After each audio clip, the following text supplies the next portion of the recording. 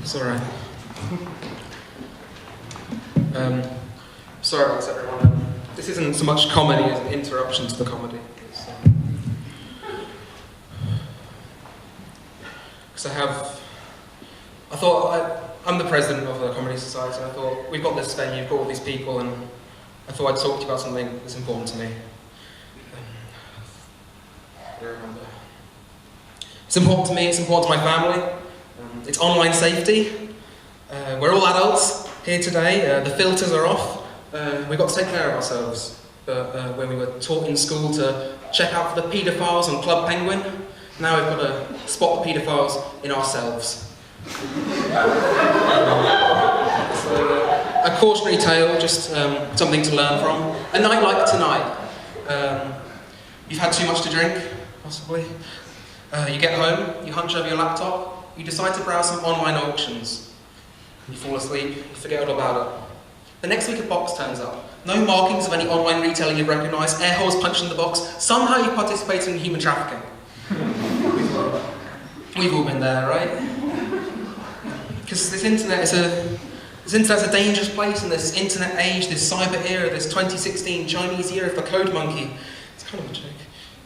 There's this pervasive thing of anger in place of humour, mobbing together to attack people, sending online followings after each other like attack dogs, biting at the leg of decency and humping the furniture of liberty. The alt-right pack, the alt-right fascists, silencing, hacking, stealing information, using the internet to cause real harm. And when I see this, I can really relate to it. It hits home for me because I was actually the victim of an online hate mob.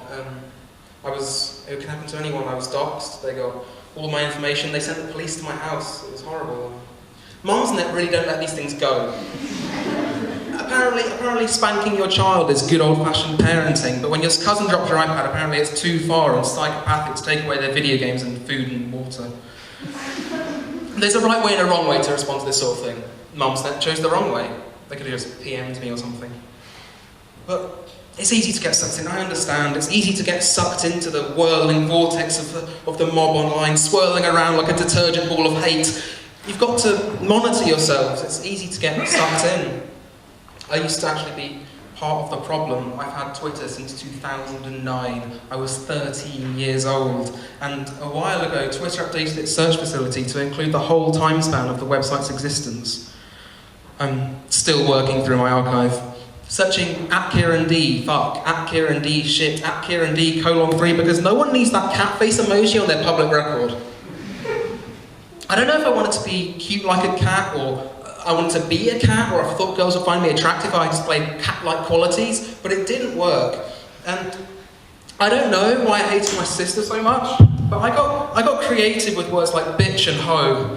And I spent serious time at my laptop trying to think of different slurs, insults, swear words before I even realised how badly I was misspelling online. I thought I was so cool, calling some friend a fag online, spelling it P-H-A-G. It's a 3-letter word. I was using offensive terms for groups of people I had never knowingly interacted with. I went to a Roman Catholic school. The closest thing we had to an openly gay student was closeted gay students. The only prominent LGBT presence was in retrospect, seeing future pop success Sam Smith across the playground, wearing glitter and getting bullied for reasons I didn't understand but was definitely on board with. Not just by students, by the teachers. It was a minor mob mentality. It was just like online. The internet can be a training ground for a young person's inner bigot, and it's a real danger. I was 13 years old. My decency getting pulled apart by the horses of cynicism and bigotry, ridden by the horsemen of hate and harm. Horses were, while the crowds overhead were bad, but I couldn't read because I was too young to see.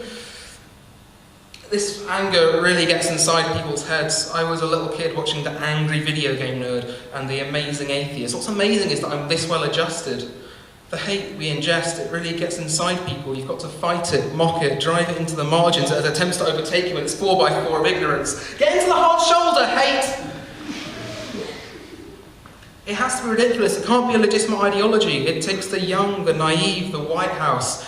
It ruins lives. You've probably seen it in good old-fashioned newspapers. It's radicalisation.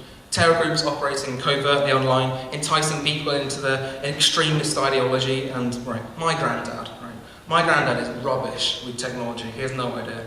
He can do online Scrabble with his friends. He can do a bit of that. He can do a bit of attachments. He's quite old. He can open attachments. He knows that the decadent West was burned in the fire of its own creation. And I stopped looking forward to family gatherings. Everyone absorbs into their internet gadgets. Sister on the Xbox, cousin on the iPad, granddad on Kindle Fire, reading The Beacon, planning a route to Syria. Generations young and old, it's like no one wants to talk to each other anymore. Typical 21st century family, granddad's reading inaccurate interpretations of scripture and bending the Quran to suit his newfound extremist ideology. And we're just like, Granddad, get over it, we can all use Firefox.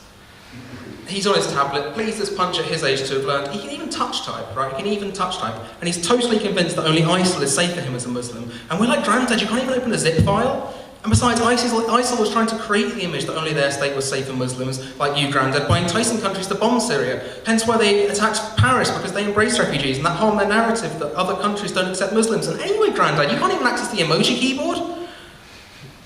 I'm almost done. I'll stop soon. But this is important. This is important to me. My granddad actually died recently. It was a huge tragedy for my family, although, according to the British government, it was a successful operation. Thanks.